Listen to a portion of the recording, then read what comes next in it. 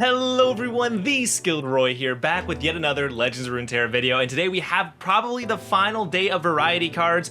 A bunch of new cards are shown for the other regions, including Piltover and Zaun, Bilgewater, and of course some Shurima cards. So let's take a look at each of them and see what they sort of bring to the table. I am really excited about some of them in particular. So first up we have Buffoon. It is a 2-mana 3/1. When I'm summoned, create a Flame Chompers in hand. And Flame Chompers is, of course, the classic 2-mana 0/2 with Challenger. When it's discarded, summon me. Now, this is actually quite interesting, because one thing that discard aggro sort of tends to have issues with sometimes, some of its hands will get into issues where they kind of have to discard cards they don't want to. That just sort of happens sometimes, just the nature of the deck. But this will add a little bit more consistency, considering you'll be able to constantly get your Flame Chompers into your hand, as well as actually develop the board. A 2-mana 3/1 isn't very powerful, but if you're able to, say, play Buffoon and then have a way to discard Flame Chompers immediately that turn, like via Rummage or Draven Spinning Axe, you'll be able to quickly clear path for it to get in some damage, which is really powerful. And even if they kill it in response, you're still going to be able to use the Flame Chompers to help fuel some of your other synergies, like saying playing Urchin, for example, to draw a card off of it. Overall, this is actually a pretty solid card, and discard aggro wasn't even in a bad place to begin with, so I think this could really shake things up. Now, the real question with this card, of course, really sort of becomes, can you start seeing this in other decks? Can we start seeing this in other, like, Piltover Zaun decks that want to play for value or creation cards, right? And I think it's actually not too bad there either. The question is can we find one that also needs to discard the Flame Chompers? Because you almost certainly don't want to play it normally, and that's a bit more of a question that is more debatable there. I think that this will help add to the explosive power of discard aggro, so I think it's actually probably going to see quite a bit of play, but we'll have to see, of course. Alright, next Piltover Zaun card we have is Glorious Evolution. This is a 10 mana, your cards have -1 cost, augment, are created by Glorious Evolution, and are now tech. AKA basically this means that your entire deck is now created cards, which has obvious synergies with Victor, not to mention augment, which means that every time you play one they'll get +1 attack, they'll also have 1- cost, and are also considered tech for some of the few tech synergy cards that currently exist in the game. This is actually a pretty interesting card that it really sort of catapults your value in the late game. Now, the question is that considering the earliest you can realistically cast this is going to be turn 7, maybe turn 6 if you manage to cheat it out even faster, it's debatable if you'll be even able to get that much value out of it before you either die or you're facing an opponent who doesn't even care about what you're doing. I think obviously one thing to note though is that even though it says your cards have -1 cost, with a leveled up Victor, which you assumedly would be almost certainly be playing this within a Victor deck, they're actually all going to be -2 cost, which is actually getting a little bit more interesting. So maybe you can sort of see this in a combo deck where this is the final piece of your combo and you start comboing off with a bunch of 2-cost spells. I could definitely see that perhaps happening, but I think that the Victor list will kind of have to evolve dramatically in order for this to actually see any play, and I'm not sure if that's gonna happen, so to speak. Alright, next up we have Line 'em Up, the 2-mana summon a Powder Keg, create a Knock 'em Down in hand. Knock 'em Down is the 1-mana fleeting spell, slow speed, deal 1 damage to anything. Now this is peak flexibility for Bilgewater. The ability to make a Powder Keg at burst speed to set up for your next big play is a huge boon for the deck. I could definitely see this reigniting the spark that Keg Control had a little while ago. Playing Line 'em Up into a Vile Feast or into a Whale is extremely powerful, not to mention you have the Knock 'em Down to help take out pings as well after you use the Keg on more productive things. Overall, this is a really powerful card, and I'm really excited to see it take off. Here's hoping it manages to revive an amazing deck archetype. Okay, next up we have Revels Row, the 5-mana landmark. When I count down, summon a random 1-cost follower, and then count down 2, grant 1-cost allies +2/+1 and fearsome. This is such an incredible design. This is something that I've been seeing on the custom subreddit forever. Why is there no abilities that activate on each time you count down? It just makes sense. This is just so much smarter than most of the countdown effects that are currently in the game. One big issue I have with, say, like the rock bears and stuff like that is that you have to constantly play the card early and then wait a bunch of turns to get a slightly above average unit.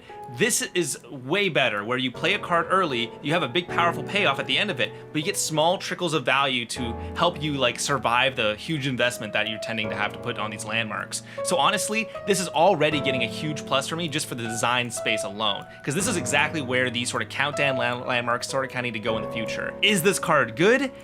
I don't know. 1-cost archetypes are really hard to sort of state for sure.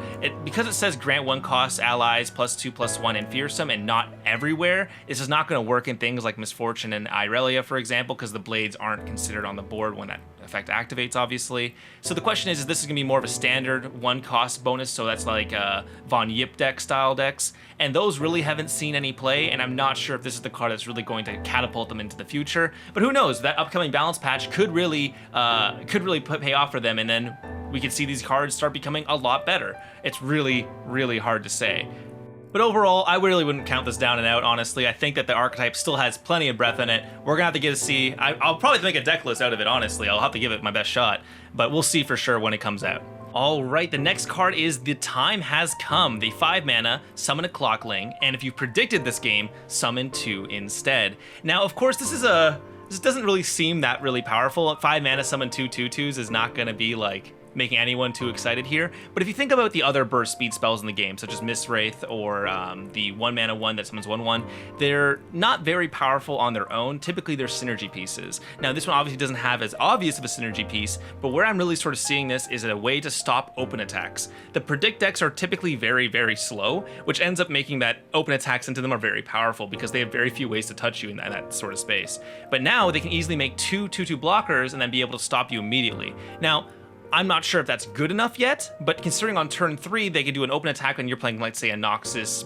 Pirate aggro deck, right? And they attack into you. You can actually then 5 mana, boom, play this and get your 2 Clocklings out and be able to block 2 of their blockers immediately and 2-for-1 them essentially. So I think as an anti-aggro tool, this could actually see a lot of play. And I'm not sure too much outside of that, but hey, who knows? Maybe the time has come for the predict deck. It has never really been good, but maybe this is the first time it'll have a chance. Okay, next up is Shifting Sands, the 6 mana slow speed spell, deal 4 damage to a unit, and summon 2 Sand Soldiers. Now, Sand Soldiers, of course, are the ones we've been very familiar with now, the 1 mana 1/1s that whenever they strike the Nexus, they deal bonus 1 damage, and they are ephemeral. So, the real question here is, does this really see play in any current Sand Soldiers decks? The main 2 that we sort of typically see nowadays are Azir, of course, and occasionally Sand Scouts, which is with Lucian. Neither of them really see that much play. Neither would really want this card. It's much too slow, it's much too expensive, and the payoff isn't that good. However, I do see it being powerful in one particular archetype, and that is more of a control shell. Dealing 4 unconditional damage is pretty relevant in Legends of Runeterra. Almost all 4 damage burn spells have some form of condition associated with them, and this also, on top of that, gives you 2 1/1 blockers. So let's say on turn 3, you can nuke something on their development turn, and then they can't attack into you because you have Sand Soldiers to block for you.